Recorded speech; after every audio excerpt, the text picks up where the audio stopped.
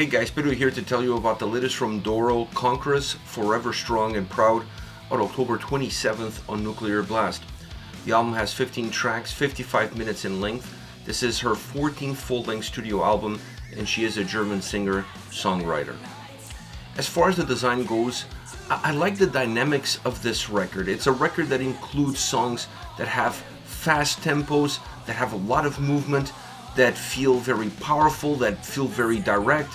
It also has a couple of covers mixed into the overall design of the album, and then you have some slower tracks, you have some ballads, just a little bit of everything for everybody.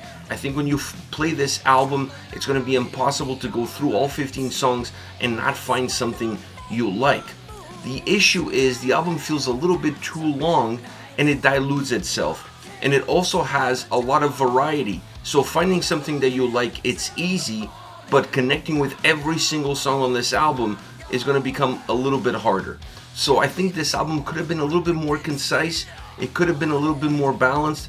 I think it would have helped the overall playability if you're going from first all the way to last. As far as the sound is concerned, I honestly really enjoy the soundscape of this record. This is a pure heavy metal rock album through and through.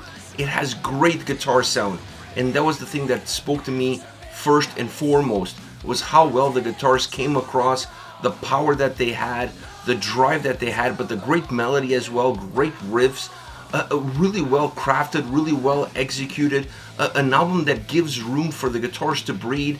It gives enough room for the guitars to jump a little bit more into the forefront. It's not just about Doro and her vocals, it's also about the sound that carries those vocals through, and the guitars definitely do a wonderful job at that. The solo sections are also great. They have a lot of energy. They either take something from the overall design of the song, the overall melody of the song, or they break away from that mold, infusing a little bit more power, a little bit more drive. So the guitar sound really becomes the focal point of the overall soundscape of this record.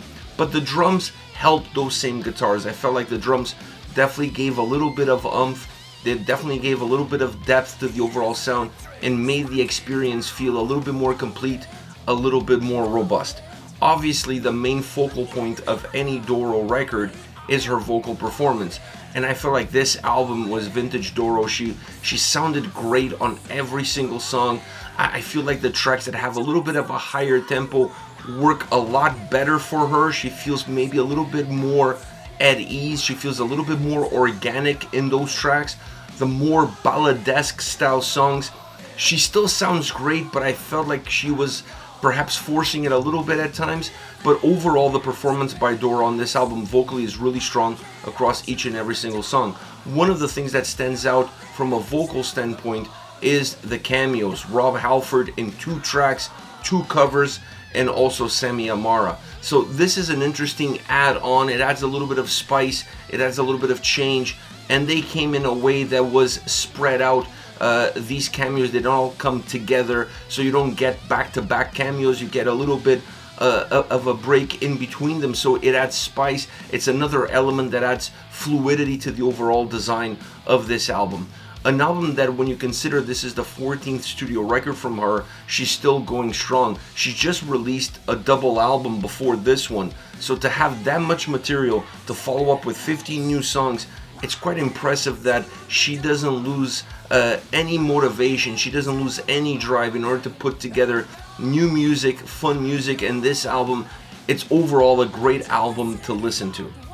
As far as favorite songs are concerned, I have to start off with Children of the Dawn. I must say, I connected more with the high impact, high drive, really bombastic style tracks, and Children of the Dawn is the opening song of the album. And while not having perhaps the same tempo as Fire in the Sky, it's still a song that has great movement and great fluidity. It comes across a little bit more as a hymn, and that adds fluidity to the way the song comes across. The vocals sound great, the sound is great, the choir style backing vocals that it's used in this track adds to that hymn feel that the song has. It's a super melodic track with a great guitar riff all around that really enhances that melody. It's a song that allows the guitars to breathe, allows the guitars to have presence, still pushing the vocals into the forefront, and the vocals almost parallel with the guitars, take control of how this song moves along, but the track becomes focused into how the chorus changes the dynamics. The chorus is very hooky, both musically and vocally. It has an amazing solo section all around, but everything is always gravitating or pulling you. The gravitational pull of this song is really taking you into that chorus, which is very impactful, has that hymn feel to it, almost like a battle hymn or a battle cry feel to it that works really well for a song with this style, with this construction. Next we have Fire in the Sky. Now this is a little bit more driven. This song is a little bit more pedal to the metal. Definitely the guitars are pushing the song forward and the vocals are staying on par with that movement. You really feel like she's the driver while the guitars are perhaps the motor. She's just steering that car into the right direction, always going with the flow, always with great momentum. The verses feel a little bit more direct, a little bit more to the point, and then the chorus doesn't lose momentum, but definitely becomes slightly bigger.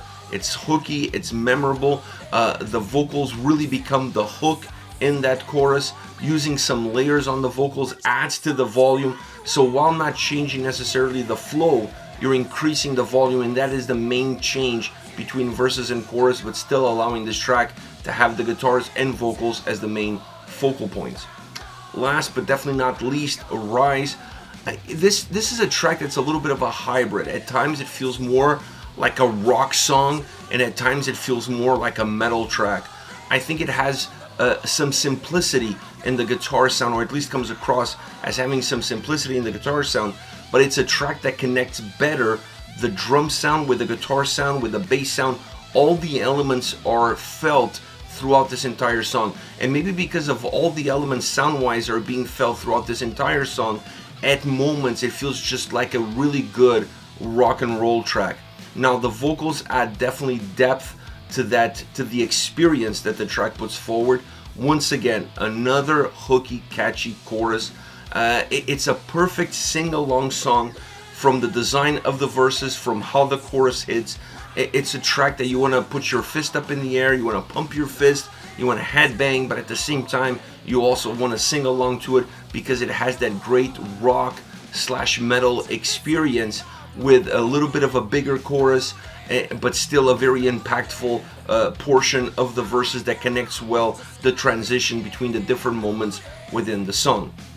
This is it, Doro, Conquerors, Forever Strong and Proud, out October 27 on Nuclear Blast. Let me know your thoughts on the band, on Doro, on the covers. There's 2 covers, Total Eclipse of the Heart, Bonnie Tyler song, and there is a Judas Priest cover, After Midnight, so Living After Midnight. So 2 interesting covers, both of them with Rob Halford.